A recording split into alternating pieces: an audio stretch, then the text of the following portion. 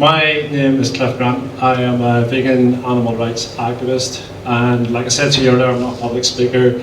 I'm just somebody who wants to go out onto the streets, talk to people, have conversations, and try and change their perception. I've also done farm investigations. I've done meet the victims. I've done vigils in the past. I've been in slaughterhouses, all types of things. So I'm just somebody that wants to try and make a difference. And the way I make a difference, and the way we can all make a difference, is by this word. This is a Sanskrit word coined by Gandhi.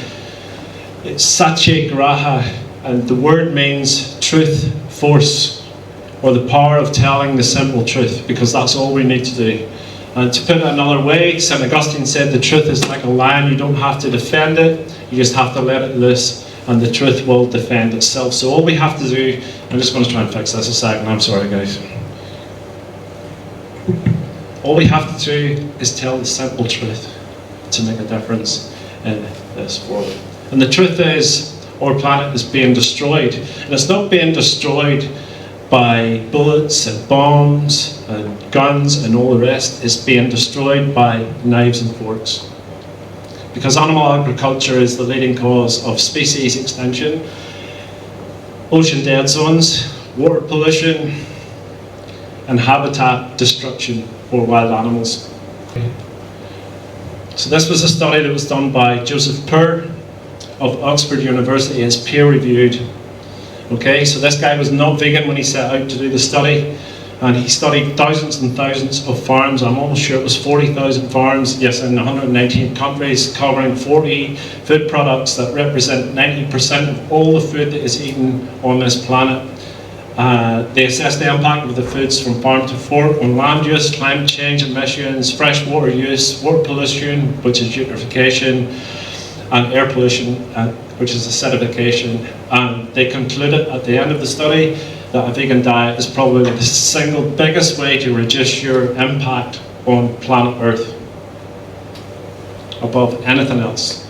Animal agriculture is responsible for 91% of rainforest destruction. The number of humans killed in all of history is 1 billion. The number of farmed animals killed in UK slaughterhouses every single year is 1.2 billion. And if humans killed each other at the same rate that we kill other animals, we'd be extinct in 17 days. 90 million metric tons of fish are pulled from the ocean each year. That's almost 3 trillion animals. The oceans are being absolutely decimated. And 60% of all mammals on this earth we live on now are livestock. 36% are human, and the other 4% are wild animals. So we are destroying this planet so that people can eat steak. It's absolutely scandalous. And if we look to the oceans again, science tells us that by 2045, by weight, there will be more plastic in the ocean than fish. And by 2050, an empty ocean. The oceans will be dead. So it's simply not sustainable. And just one last one on this. The Earth is 4.6 billion years old. If you scale that down to 46 years, human beings have been on this planet for approximately 4 hours.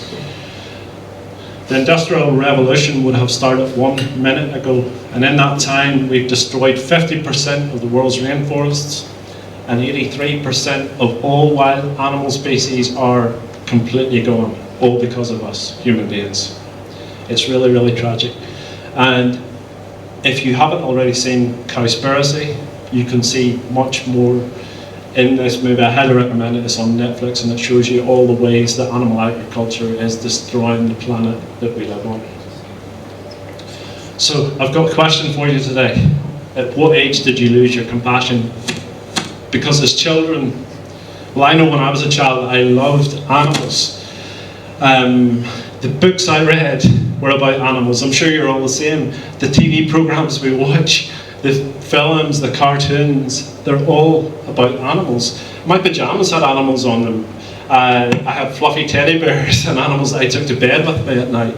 My curtains and my duvet cover had animals on them. So like, I wasn't obsessed by animals when I was young, but when you're a young child, We love animals, we want to care for them, we want to stroke them. We don't want to stick a knife in their throat. We don't want to hurt them. So we're fascinated by animals when we're young, but we all live in a society where we're brought up believing different things. So some people are taught up, like your peers and your parents and your school friends, and we're influenced by all these things. We pick up things like racism. And in this country, like for years we had a cultural divide between the green and orange side. So people are taught all these isms like sexism and all these different things. And we all know that those things are wrong, and none of them, well, some people in society are still that way inclined. But the one we don't think about and the one we learn earliest is speciesism. Might be a new word to some of you. If you're vegan, you've maybe heard it. If you're not vegan, you've probably never heard of speciesism. Speciesism is the assignment of different values, rights, or consideration solely on the basis of species. So how does that work? Well, when you're a child, we're all taught, or most of us are taught, to love some animals. So we're taught to love dogs, and we're taught to love cats. We love horses. If somebody shoots Harambe, you're supposed to get upset. Bullfighting's wrong, fox hunting's wrong. But on the other side of this arbitrary line that we're taught when we're young are typically the animals that we eat and the ones that we wear, farmed animals. And we're taught not to think about them at all. So by the time you get to like 5, 6, 7 years old, you believe this is the food we eat, these are the clothes we wear, we have to consume these products. What happens to them happens in some factory completely out of sight. So you believe it's necessary, you believe that it's needed, you believe that it's normal, and for most people you just continue through your entire life paying people to do things to animals that you would probably never, ever, ever do yourself. So have any of you seen a film called The Matrix? It's an old film in which a guy is offered 2 pills. He's in like a computer simulation. If he takes the blue pill, he wakes up tomorrow as if nothing has happened and his life goes on as normal. If he takes the red pill, then the truth is revealed to him and his reality changes. So today I want to give you a red pill. So what does the matrix sound like? We live in the matrix, not the matrix. And what does the matrix sound like? Well, it's like, where do we get calcium? Where do we get protein? High welfare, all these things that we're taught. Well, let's go through some of those. So the first thing, we're taught that farmers are guardians of the countryside. So if any of you drive around the countryside, or if you've been on a plane recently and you look out your plane window and you look down at Ireland, this is what you see, right? So there's no other crops. There's one crop here, it's grass or silage. I think 1% of Ireland's agricultural land is now used to grow crops. The rest is used to farm animals on. So in the summertime you'll see these fields full of sheep or full of cows, and they grow what farmers call silage, and they cut it and they feed it. They keep the animals inside in the winter time and they feed it to them there. There's nothing else. There's no trees, there's no insects, the birds are almost all gone. Now Ireland, before the Industrial Revolution, was completely covered in trees. We had the most forest in Europe. I think 85% of Ireland was forest. And this is what we're left with today. It's been absolutely decimated so that people can eat animals and so that farmers can profit from animals. It's an absolute disaster, and yet we're all taught when we're young that Ireland has the most beautiful countryside. And green Ireland, well, it's green Ireland because we grow one crop, we grow grass basically, and absolutely nothing else. And for the animals, this is the matrix, this is the blue pill, Happy Meals, the Laughing Cow, Happy Egg Company. Animals are always presented to us as singing and dancing their way to the slaughterhouse. Nothing bad ever happens to them, and whatever does happen to them, the animals are always happy about it. And we're also fed this nonsense here as well. Certified, humane, animal welfare approved, cage-free, red tractor approved, free range. All these things here, I've been in many farms, and I can tell you that these labels mean absolutely nothing to the animals, absolutely nothing. What these labels are for human beings, to make you feel when you buy the product that you're doing a good thing. So, oh, I buy free range eggs. Well, have you ever been to a free range farm? Because I have, and the conditions inside the free range barns are absolutely abysmal. So these are not for the animals, they're for human beings, to make you feel good about making a really terrible choice. So that's the Matrix. And I think in the film, it's Morpheus is asked what the Matrix is, and he says the Matrix is everywhere. It's the world that has been pulled over your eyes to blind you from the truth, and we've all been blinded from the truth since we were small children. So I show you this picture. What do you see here? This is food for everybody, yeah? And this is food for everybody. Well, what about this?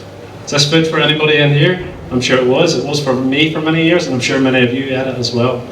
So vegans don't see this as food. I see this as body parts, but for 98% of the people who are outside in the street today, this is their food. But what we go here, what do you see here? Is this food? Because in many Asian countries, people eat dogs. This picture was taken at Yulin Dog Festival, where thousands of dogs are brought to a festival in China, and the animals are killed and then cooked and then eaten. Now, people in the UK think this is absolutely terrible. I think it's terrible too, by the way. But people who eat animals here think this is terrible because they've been conditioned, it's culture, that dogs to us are companion animals, but in some Asian countries, dogs are not companion animals, they're food animals. So there's absolutely no difference between eating dogs and eating pigs and eating chickens. The only difference is the story you were told as a child. The story you were told that the certain animals that you eat, it's okay to eat them, but these other ones don't matter. So people sign petitions and they go outside the embassies and they protest when Yulin Dog Festival is on, and then they go home that evening and they probably eat steak or burgers or chicken, not realising that they're paying for the exactly same cruelty that those people in those other countries are paying for. So what do you see here? Do you see a wool jumper? Do you see Easter dinner? Or do you see a tiny little soul that just wants to live their life and be left at peace? Lambs in this country, by the way, the ones we eat at Easter, are killed at 16 weeks old. As spring lambs, young lamb is killed at 11 to 12 weeks old. So those little lambs that you see bouncing around the fields that everybody loves to see do not get very long at all. It's absolutely, I can hardly even talk about it. It upsets me so badly. And what do you see here? Do you see bacon? Do you see sausages? Or do you see a mother's little soul that just wants to live their life in peace and enjoy what they were put on this earth to do, which is not be a food product for somebody else? And what do you see here? Do you see steaks? Do you see leather jackets? Do you see milk? Or do you see a beautiful little baby calf who's probably just looking to be with their mother? So we're indoctrinated by society from childhood, and it starts really, really early. It starts at primary school. And I'm sure, how many people in this room, by a show of hands, when you were a child in primary school, saw an image of a farm like this in a book or a poster? Probably just about everybody, because that's the image I was sold as well. There's one farmer, there's probably one cow, one pig, one chicken, and there's never any talk about why those animals are there and what's going to happen to them. All we're sold is this image of a farmer who cares for his animals. And I'm not going to stand up here today and tell you that all farmers are bad people. I do not believe that. But we're taught this lie. And the reality is more like this. Does anybody know what this is? Has anybody seen this image before? This image destroyed me the first time I seen it. This is a pig farm in Calves that burned to the ground 2 years ago in this country. When I first saw this image, I didn't know what it was. I was like, what the hell is that? Is that the infrastructure of the building? Well, here, if I can show you, these are cages. All of these are cages where the mother sows are kept. So the mother sows are kept in cages called farrowing crates, the size of their body. They're kept there for months on end, they're made pregnant, and then they give birth. So I'll just show you here. This is a farrowing crate, that's what those cages are. So at the front here is called a creep area. Once she gives birth, she's forcibly made pregnant and is pregnant for 4.5 months. When she gives birth, the young pigs are allowed to feed from her for a few weeks in the front until they're big enough to go where I'm going to show you next. So those animals in that farm, can you imagine what it would be like to be trapped in a cage where you can only stand up and lie down, you can't walk forwards or backwards, you can't turn around. She's in there for 4.5 months at a time. She comes out for a couple of weeks after she gives birth and after she feeds, and then she's made pregnant again, and guess where she goes? Back into a farrowing crate. So those animals on that farm had to stand there as that fire was creeping closer and closer to them. And hundreds of them were burnt alive with their little piglets. Absolutely disgusting. So that's where pigs are, in farms. I'll go back, one sec.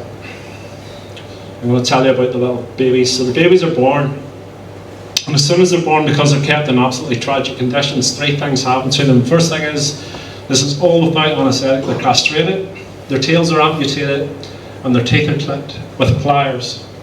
And the reason they clip their teeth with pliers is because when they're kept in confined conditions, pigs don't traditionally fight with each other in the wild. That's not the type of animals they are, but they're kept in such crappy conditions that they will fight with each other, and they'll bite each other, and they'll actually eat each other's flesh. So they clip their teeth off, these little babies with teeth. They just get a set of pliers, they put it on their teeth, and they just break their teeth off as little baby animals. Absolutely disgusting. Standard practice in the industry. They'll feed from their mum for a little time, and then they go somewhere like this. This is hogwood. Have any of you heard of that? This is the one that Tesco's got caught out with a couple of years ago. They sorted it out, and then activists went back in and took more pictures, and it was exactly the same. Now, I've been in farms like this place. In fact, I've been in one locally with some people that are maybe here today. And the conditions in these farms, man, I'm not a welfarist, I'm for animal rights, but the conditions that these animals live in is absolutely horrendous. When you open the doors of one of these places, the smell and the stench of urine, you literally cannot breathe. It burns your lungs. It's absolutely disgusting. And this was a pig farm we went into in Lochgill. I try not to show images that are upsetting or graphic. The next one's slightly graphic. I'll just put it up quickly. This is what we were met with at the door of that farm in Lochgill, just outside Lochmills. These pigs were lying dead at the door. When the animals get sick, the farmer doesn't call a vet. They do a thing called thumping or blunt force trauma, where they will just hit them over the head with a bat or a spade or a shovel. Or if they're a little baby pig that gets sick, they just pick them up by the back legs and they smash them off a concrete wall or a concrete floor. And it's completely RSPCA approved. It's absolutely terrible. So can you imagine how they suffered? And the farmer tried to tell the press that we did this on the way in. You know, that's what these people are like. And this one here, JMW Farms, James and Mark Wright from Armagh. This is their farm. This is the conditions these pigs were found in. Now, these guys have farms in the south of Ireland. They're a massive concern. They're involved with one of the farms at Newton Abbey. They have farms in the south of Ireland, they have farms here in the north, and this particular picture was taken in one of their farms in Surrey in England, and this was the conditions. This was in the Belfast Telegraph a few years back. Absolutely disgusting. Pigs are super intelligent animals. They're more intelligent than dogs. I think they're fourth, so it's human beings, dolphins, corvids like ravens, and then pigs. So much smarter than dogs. So if people were keeping dogs in conditions like this, the whole country would be up in arms about it. Because they're pigs, nobody gives a shit, pardon my language. Disgusting. So they live like this for 6 months. 6 months they get to live like this. They never see the sunlight, they never feel the sun in their face, they never feel the wind on their back. Again, the same. They have a thing at the front here. This is what they have. Because pigs are supposed to be intelligent, we have to give them some form of enrichment, so they get a thing called a hang chain. This is for them to play with, to keep them amused for the 6 months that they live in conditions like that. These are typical conditions. And the only day they ever see the sunlight or feel the wind in their face is the day somebody turns up with a truck and they're loaded onto the truck and they're taken to a slaughterhouse. Now, I don't know if many of you know what happens to them at a slaughterhouse. The Dominion movement have been highlighting this greatly. So there's 2 pig slaughterhouses in Northern Ireland. There is Carroll in Cookstown, and there's Cranswick Country Foods. It's like a mile from my house. Gas chambers. Some of you will know this, some of you will not. So when the pigs arrive at the slaughterhouse, I've done vigils at both. Trying not to get upset even thinking about it. You can hear the screams of those animals from 200 yards away. It is absolutely diabolic. So they are loaded into a cage like this, on a Ferris wheel, which keeps moving around. 2 or 3 pigs at a time are loaded in here. This is the last view they have of this earth, and they're dropped down into a carbon dioxide gas chamber, which is not like going to the dentist or getting anesthetic and you fall asleep in the hospital. Carbon dioxide is a really cheap, aversive gas. It's like taking your oxygen away. So it's suffocation. So these animals thrash around, they scream, they pull their limbs off, they fight with everything they have for their lives. The screaming is terrible. And what's even worse is watching the ones outside, because they know what's coming. So I get upset. You should see the fear in those animals' eyes in those trucks. They do not want to get off those trucks. They're forced in there, and they're forced to stand in line. They put in a gas chamber. When they come out the bottom, somebody puts a shackle around their leg, and a knife's pulled across their throat. Also, somebody can eat a bacon sandwich. Are you serious? Is that the best we can do when vegan alternatives are available for absolutely everything? It's just not worth it. In my opinion, it's just not worth it. I want to also tell you about the dairy industry, in case you do not know, because this is the image. This is the red pill. Happy and healthy cows. This is the red pill we're sold about the dairy industry, because most people think the dairy industry, well, we just milk cows, right? Nothing wrong with that. Well, I've got a little short video. This is not graphic, by the way, but this will explain the dairy industry. Hopefully this video works this time much better than I ever could in like 2 minutes, so I'll just put that on now.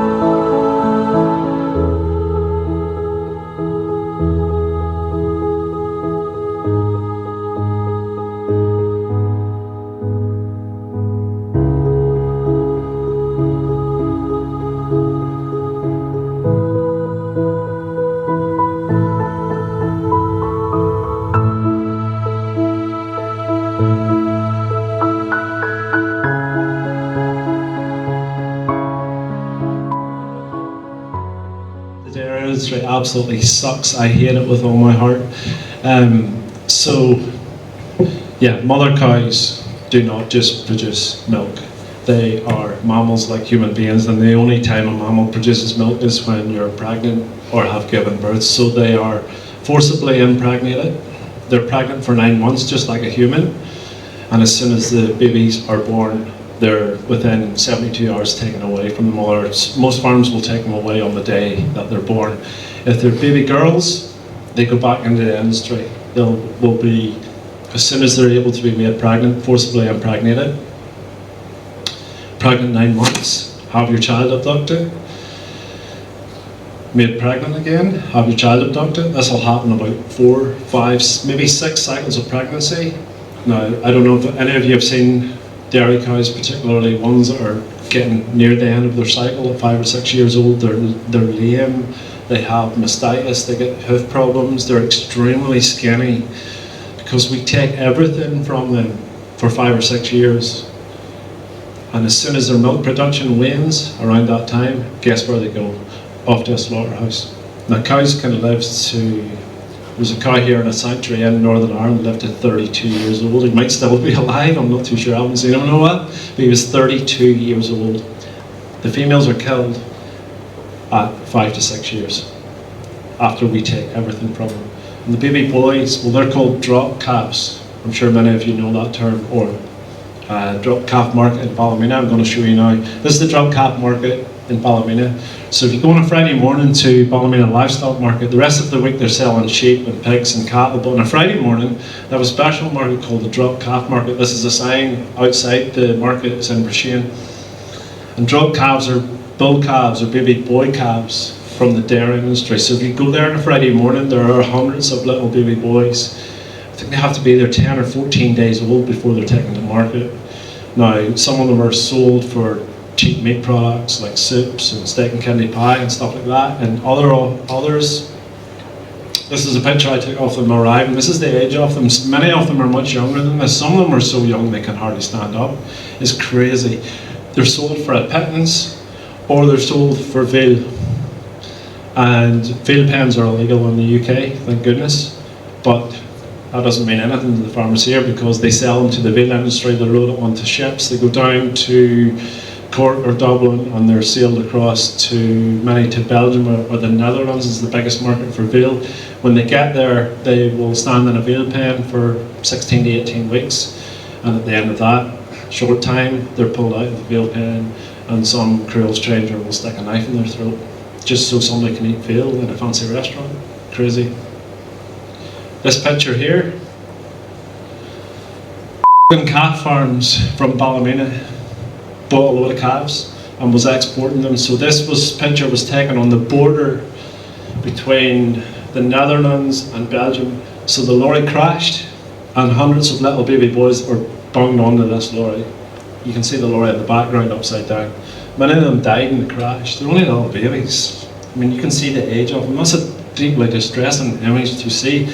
Now, most people, even people who weren't vegan, went onto their page when they seen this in the news and were giving them hassle about it and aggro and saying, how can you do that, the little baby boy calves? And the response from calf farms was, well, what do you want us to do? Kill them at birth, which is what many farmers do, or should we give them a chance at life? So their idea of a chance of life is sending them across to a foreign country to stand in a pen with a chain around your neck for 16 weeks. What kind of life is that? It's absolute cruelty and slavery.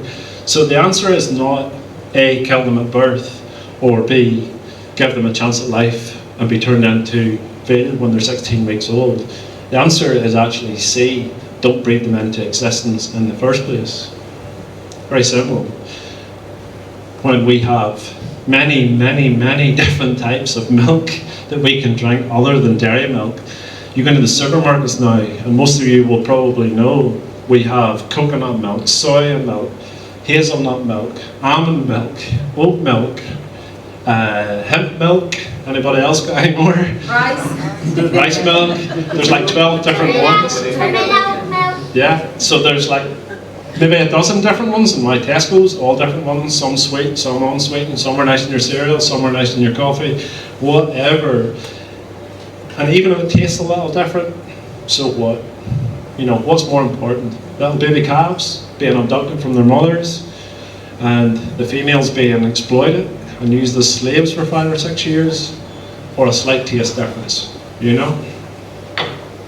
So who's to blame for all this? I've just told you about 2 industries today, but this runs really deep. There's the chicken industry, the egg industry, there's all leather industry, runs extremely deep. So who's to blame? Do we blame the farmers? Or perhaps somebody else is to blame? So this is how I explain it to folks. This is, anybody know what this picture's called? Guernica. It's Guernica, yeah. Yeah, well done, smart guy here. So this is Picasso's picture, Guernica. And it's a depiction of a village that the Nazis destroyed during the Second World War. They blew it to bits and they killed everybody in it. So when Picasso was living in Paris, Hitler decided he'd get him on board with the Nazi cause, so he sent an envoy to Paris to meet with Picasso. And when the Nazi envoy was in Picasso's apartment, he seen this picture. It's not this size, by the way, it's a massive big picture. And he stood in front of the picture apparently and he said to Picasso, "Wow, this is amazing. Did you do this?" And Picasso said, "No, you did it." The point is that we're responsible, collectively, the consumer, because farmers only produce what people demand, supply and demand. So if people buy plant-based products, the farmers will grow plants. If people buy animal products, the farmers will produce animal products. The consumer is absolutely to blame, and that's why I go onto the streets and I do my activism. Because if I can talk to the consumer and I can speak to one person and they buy different products, great. If I speak to one person and they buy different products and become an activist and speak for animals, well that's even better, because one person can really make a difference. As a consumer, if you're not vegan, you eat on average about 150 animals every year. So for every person that we can get to abstain and say, no, I am not cool with that anymore, I'm going to eat plant-based products instead, I'm not going to wear leather, well, that's great. And you never know who you're speaking to. You could speak to one person in the street and they could be the next Joey Carbstrom or James Aspey or whoever, and they could change hundreds and perhaps even thousands of people. So, how do we change all this? Well, is that on the screen? Yeah. Ida B. Wells said, the way to right wrongs is to shine the light of truth on them, and that's like I said to you earlier, all we have to do is tell the simple truth. That's why I'm an activist. I tell people the truth in all conversations, all the time. And when I'm on the street, I hear them all. I've heard every single argument under the sun. I'm going to cover some of the main ones. Most of you will know them already. The first one people say to me is humane slaughter. Well, these 2 words, this is the biggest oxymoron in the English language. The word humane means benevolence. It means to be kind, to care for somebody. The word slaughter means to kill somebody in a violent and cruel fashion. Those 2 words don't belong together. That's all that, again, serves is for the consumer to make you feel slightly better about what's happening. Another one I hear all the time, personal choice. I'm sure many of you have heard all these as well. But personal choice, when I first started, it sounds like a good argument. It sounds, yeah, it's my personal choice. I can eat what I want. Don't push your beliefs on me. Well, personal choice is fine if there's no victim involved. But in this case, there is a victim involved, and from all injustices, we must look at it from the perspective of the victim. And if you wouldn't want it happening to you, then why are you doing it to somebody else? You know, and I've said this before, Clinton's sitting there. It may be my personal choice to have beef with Clinton now and come down and punch him in the face, but I know that would hurt Clinton, it would cause him harm. So therefore, that is not my personal choice to do that when I'm causing harm to somebody else. I hear this a lot here. I speak to farmers. I don't just speak to Joe Blogs, I speak to farmers too. And farmers are not all bad people, I can tell you that right now. But when I hear a lot of farmers' livelihoods, well, I have to pay my bills and I have to make money from farming. Well, okay, fair enough. But, so, the arms industry pays the bills. Loads of people work in the arms industry. Loads of people make money from the arms industry. But I don't advocate that we should drop bombs on innocent people and shoot innocent people just because it keeps somebody in a job. So why would I advocate that we kill innocent animals just because somebody can make a few quid from it? Doesn't make any sense. The prison industry. Many people work in the prison industry, prison guards, officers, whatever. But I don't advocate that we throw innocent people in prison just because somebody needs to pay their bills. It doesn't work that way. There's a victim involved here. And the tobacco industry is another one. I don't advocate that people should smoke and destroy their health just so it should keep people in the cigarette industry in a job. People can do something else. I've had about 10 jobs in my lifetime. I can do something else. There is always another way. So yes, farmers need help to transition, and we need governmental change. That's one of the reasons I work with some of the groups that I work with. We don't just need grassroots change, we need change from the top down. So animal agriculture is heavily subsidised. So I want the government to stop those subsidies and subsidise plant-based agriculture instead, and we can make a difference that way. And the next one, touchy one in Northern Ireland, religion. I hear this a lot in the streets of Northern Ireland as well. People say, well, God said it's okay for us to eat animals. Animals don't have souls. I hear that. Has anybody ever heard that? We have souls, but animals don't have souls. So I am not religious. I was brought up in the Gospel Hall, very evangelical. I'm now atheist. Not that that matters, but I did Bible study when I was young, so luckily I know my Bible quite well. In the Old Testament, in the Bible, the word used for soul is nephesh, and it means life, breath, or living soul. And in every case, when we're talking about human beings, in Genesis 2:7, God breathed nephesh into human beings. Life, breath, living soul. But in Genesis 1:20, 1:21, 1:24, and 1:30, where God created the animals, guess what? He also gave them exactly the same word. There is no difference or no dividing line. The same nephesh, the same life, breath, or living soul. So if you believe the Bible, you need to go to Ecclesiastes 3:19, and this is what it said verbatim. For what happens to man also happens to animals. Just as one dies, so does the other. In fact, they have the same nephesh, living soul, so that man has no superiority over the animals. That's in the Bible. So if somebody tells you animals don't have souls, and they're using the Bible as reference, refer them to Ecclesiastes 3:19, because it clearly states that they do. Now, like I said to you, I am atheist, and I tend to follow science, so I'm not going to say we don't have souls or we do. I'm not sure.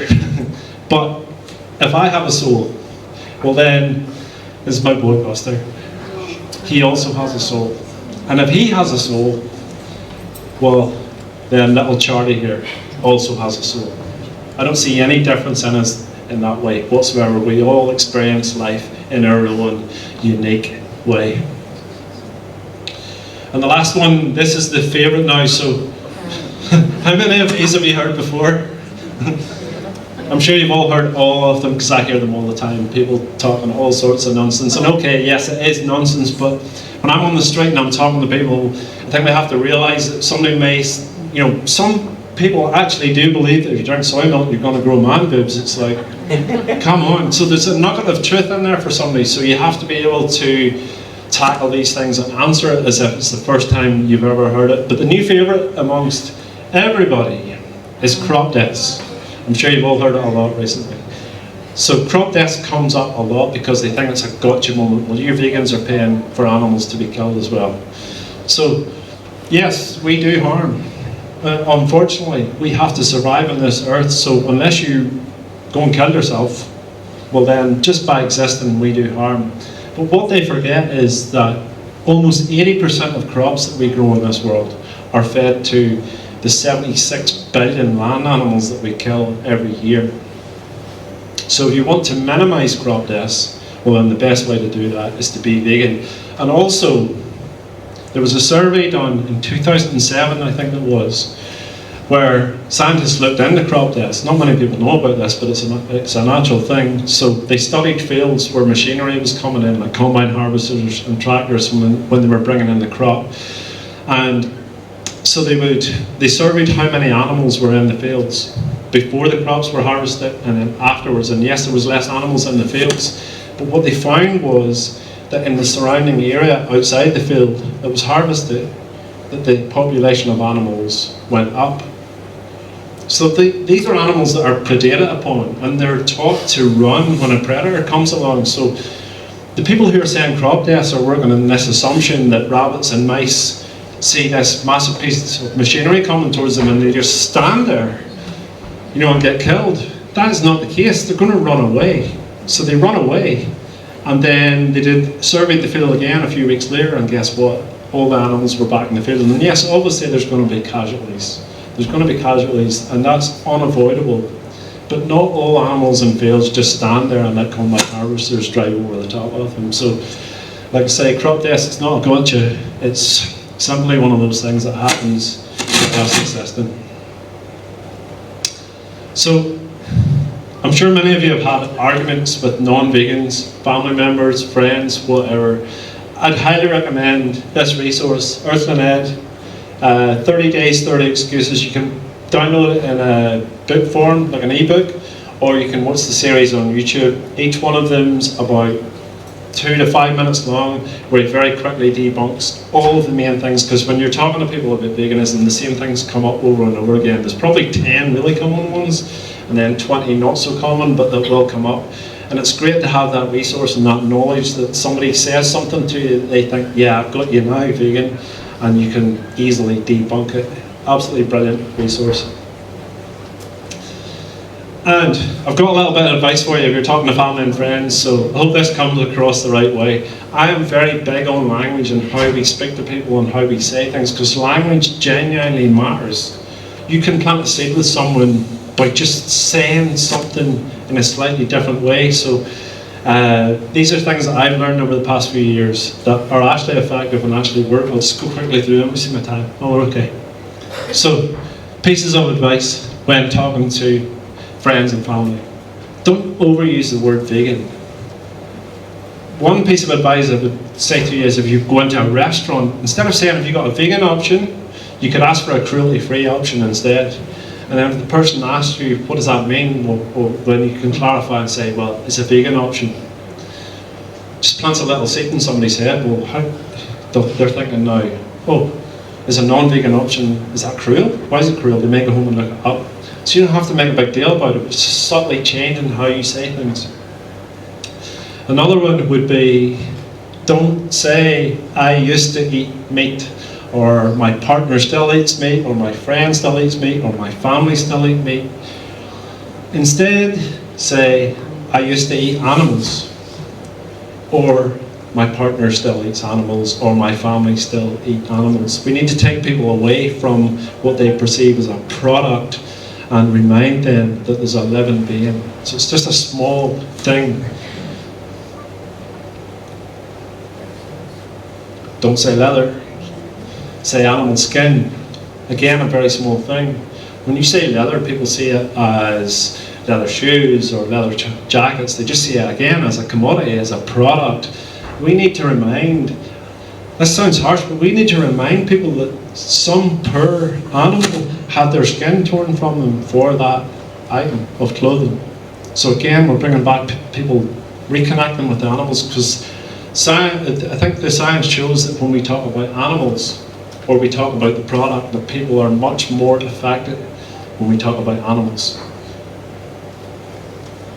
I'll just go through these quickly. Never call animals it. Something I did for a long time.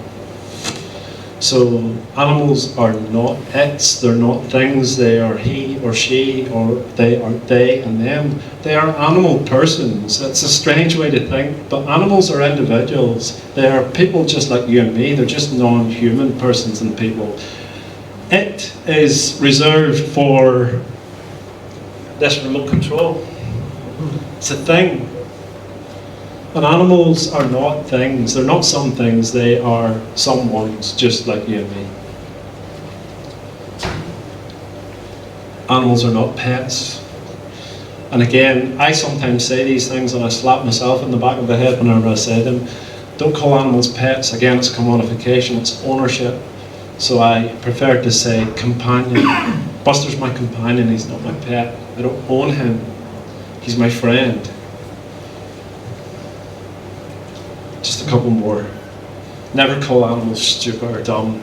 And I'm sure you've all heard people saying dumb animals or, oh, you stupid thing, and all these things that we say, and I said them for years, but animals are not stupid and dumb. They share many of the characteristics that we share. They experience life in the same way that we experience it. They feel pain, they suffer, they have friends, they have families.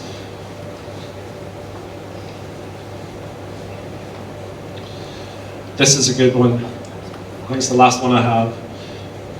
Don't say, if somebody offers you a product and you're vegan and it's an animal product or it's got dairy in it or whatever, don't say, I can't eat that. Say, I can't eat that, but I choose not to. Veganism's not a restrictive diet. So when we say, I can't eat that, people immediately think, well, you're restricting yourself from eating certain things. So we want people to know that I can eat it, but I choose not to because it's cruel. And I think that's the last one of those.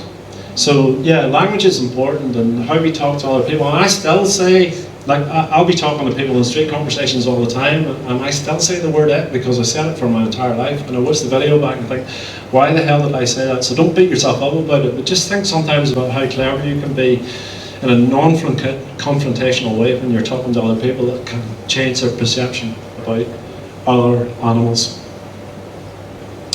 So that's kind of it. Just a different perception. These 4 words are what drive our choices. Food choices and clothing choices and many other things as well. So habit, tradition, convenience and taste. These are the main reasons that people use to continue to eat animal products. So if you're not vegan and you're listening to me now, I would encourage you to do away with those 4 words, forget about them. I mean, tradition, Haley told me this recently, tradition is what, did you say? Peer pressure from dead people. Peer pressure from dead people. So, tradition to eat lamb at Easter, for example. Makes sense. So what? It's not worth it. So replace those 4 words with the new word, ahimsa. This word was written in the Upanishads, like the oldest written text that we have, many hundreds and thousands of years ago, like 4000 BC.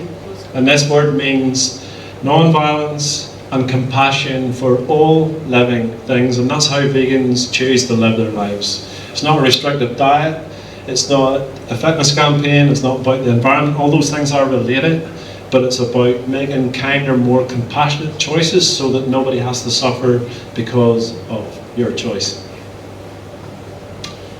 And just to finish off, animals, they're not chicken nuggets. They are not burgers, they're not leather jackets, they're not dairy products, they're not sausages and bacon, and they're certainly not wool and Easter dinner. They are living, breathing, sentient beings that are just here on this earth to live their life the same as you and me. And I guess my parting shot is that every single life on this planet is important. It doesn't matter what it means to you. It's important to them. They value their life the same way that you do. Every life is equally important to the one that's living it. And I guess that's it. I just want to always finish with the same story. So it was Sean Monson who directed Earthlings, the movie. I'm sure many of you have seen it. And I heard him tell a myth one time that I loved. Like, I've told you, I'm not religious at all, but I love this myth. And if you are religious, perhaps it will mean something to you. And the myth goes that when you die and you go to heaven, there's a bridge that you must cross. And on that bridge is every animal that you ever intersected with on your life on Earth. And those animals will decide on whether or not you cross. Thank you.